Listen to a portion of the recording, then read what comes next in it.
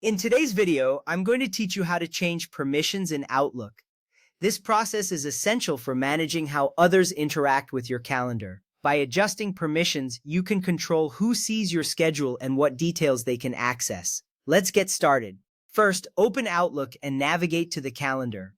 You will see the familiar layout of your calendar displaying your upcoming events. This is where you can manage all your scheduling needs. Take a moment to familiarize yourself with the interface if it's new to you. Knowing how to access your calendar is crucial because it sets the stage for everything that follows. Next, select the calendar you want to manage. If you have multiple calendars, you will notice them listed on the left side of the screen. Choose the one that you want to change permissions for. This step is important as it ensures you are making changes to the correct calendar. Each calendar may have different permissions depending on who needs access. From there, open Sharing and Permissions or Share Calendar. This option is typically located in the toolbar at the top of your screen. Clicking it will open a new window where you can see current sharing settings. This step is vital because it allows you to view who currently has access to your calendar and what their permission levels are. Now, find the person whose permissions you want to change. In the Sharing Settings window, you will see a list of individuals who have access to your calendar. Take your time to locate the right person. This action is crucial because changing the wrong person's permissions could lead to privacy concerns or miscommunication.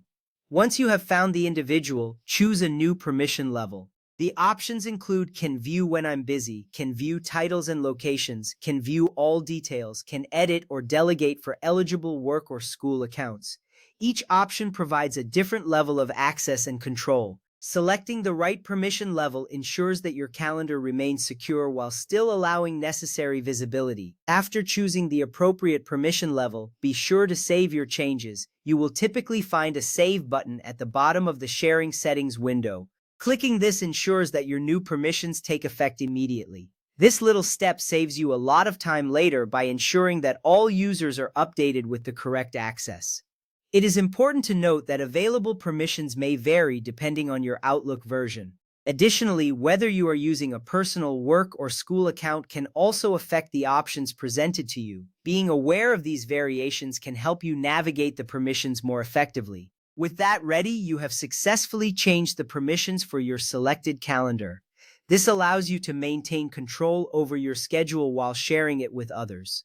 Remember, managing permissions is a key part of effective calendar use in Outlook. Thank you for watching, and I hope you found this guide helpful. Feel free to explore further features to enhance your Outlook experience.